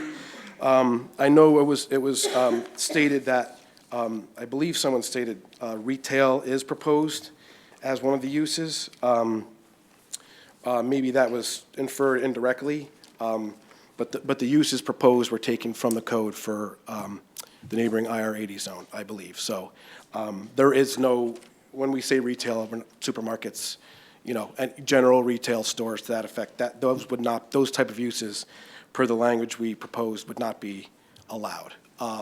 Larger facilities such as a nursery, they tend to be located in, an industrial development, and by proxy, obviously, you can buy nursery supplies, but in terms of general retail, just to clear the air, that is not proposed within this zone as part of our, as part of our text amendment. And I guess in wrapping up, just in light of the comments, to reiterate what I had stated earlier, that we received from the staff review, I understand ideally the meeting with police, fire, water, sewer, public works, Board of Ed, fire marshal, EMT. I think you guys get, we've spoken to, I think everybody we possibly can at this point. In hindsight, it would have been better for that to have occurred earlier. However, the way this process typically goes, that's not something we typically do for a zone change because of comments received and recommendations by staff in the commission. We've had those conversations to try to get ahead of the ball before we get to a point where we'd have to go in for detailed site plan review. However, there are some comments that require some research and some plan revisions and revisions to the text amendment language that we simply just, we can't speak to tonight because we've only had a few days to go through it. So, you know, based on, you know, that, we do still respectfully request a continuation to January so we can incorporate some of those comments and perhaps some of the comments that were brought up by the public and the commission members tonight. Thank you. Thank you. Does anybody on the commission have any questions for the applicant? Okay. The applicant has requested a extension on a public hearing. Does anybody want to make a motion for that? Mr. Chairman. Mr. Chairman, Yes, Mr. Antonetti. I'd like to make a motion that we not grant to the solely engineering for the extension of a public hearing for January. Solely Engineering, WPH Holding, LLC, proposed a text amendment to establish the Bunker Hill Road Plan Development District, BHP, BHR, PDD, on a parcel located on Bunker Hill Road and New Road, parcel map number 158, block 45, lot 118A, map 151, block 45, lot number 12, and map number 165, block 45, lot 116, not be granted an extension. To be clear, Mr. Antonetti, you're making a motion to not approve, correct? Right, not to deny an extension to solely development Okay, or so, another public hearing. all right. So to the commissioners, we have a motion to deny the extension of the public hearing. All in favor? Oh, sorry. Oh, I need a second. I apologize. Do we have a second for that motion? I second it. Okay. Lou has seconded it. All in favor? Aye. All opposed?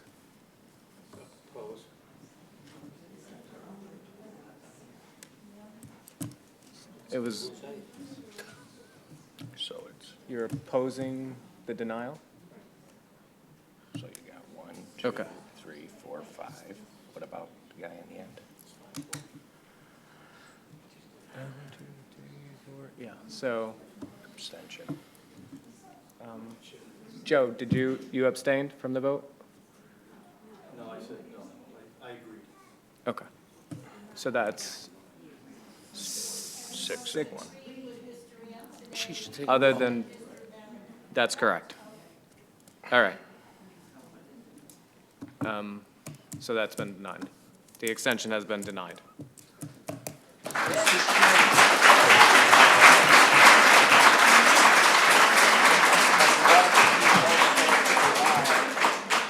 Any further What do we do? action on this problem? You want to do I know Mark doesn't have to up here. You can do it. Okay, all right. Ask for, ask for a motion to. Okay.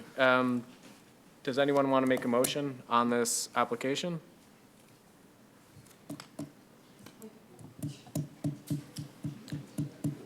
I'd like to make that motion, Mr. Chairman, that we no longer continue with any action on this solely development. We will deny this development any further activity before this commission. Okay. So Mr. just Chairman? to restate that, Mr. Antonetti, you're making a motion to deny this application? Yes, sir. Okay. Is there a second for that I'm motion? sorry, Mr. Chairman. Sorry. Point of order, since you've denied the request, then you should close the public hearing first. Thank you. Appreciate it. I'll make a motion to close the public hearing. I second. All in favor? Aye. All opposed? Any abstentions? Okay. Richard, would you still like to make that motion? I would like to make the motion to deny solely development in solely engineering for any development on the properties that I said before. Okay. So there's a motion. Is there a second? I will second that motion. Okay. All in favor? Aye. All opposed? Any abstentions? Yes. Bob abstained. Bob abstained. I'm sorry, you're abstaining? Okay. So that application has been denied.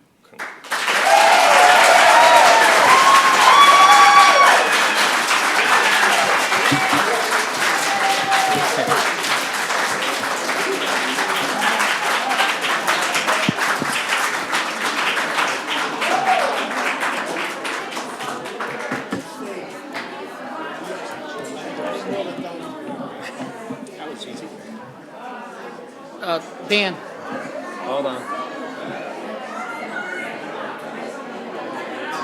You have to say it on the record.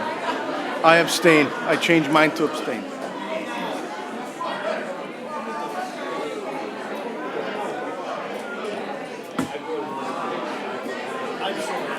It's okay. I know.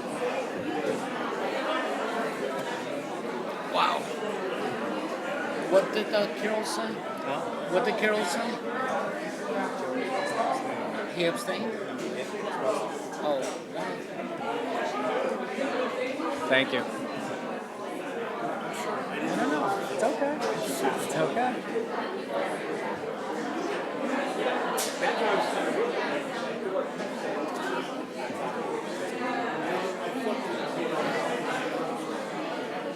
Boy, I don't think he's seen that.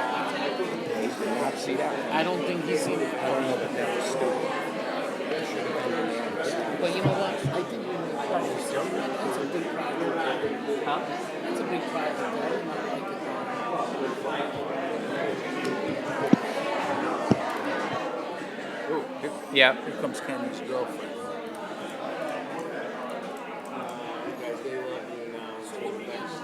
So you put a hot dog in down, right down.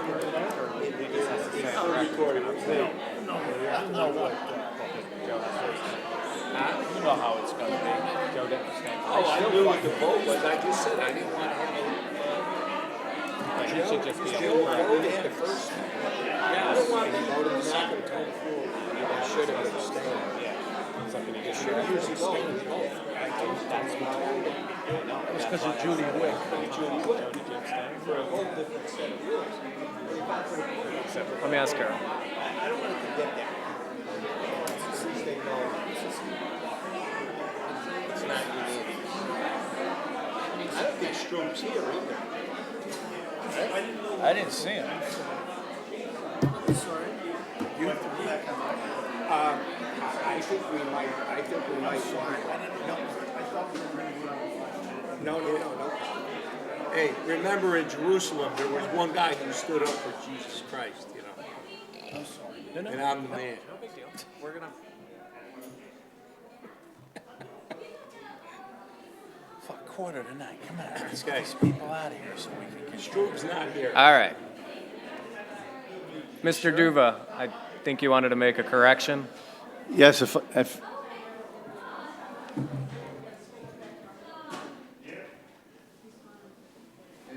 yes, through the chair, if I can. Yes, sir. I would like to abstain from that last vote in light of me not being present for the last two public hearings. I changed my vote to abstain. Commissioner Joe Duva. Thank you. It doesn't change the vote, so it's fucking. All right. change the vote, we'd have to go through that window to get out of here to vote. Bob fucked it up. Bob fucked it up. You know, there's no, this place really needs it back. All right, so we're on to new public hearings. There's none. New business. Attorney James Strub is, Has left the building. Mr. Chairman, he's not here tonight because of the anticipated long procession for the previous application, but this would be to set a public hearing for the next two items, since they involve text amendment and zone change and special permit. okay.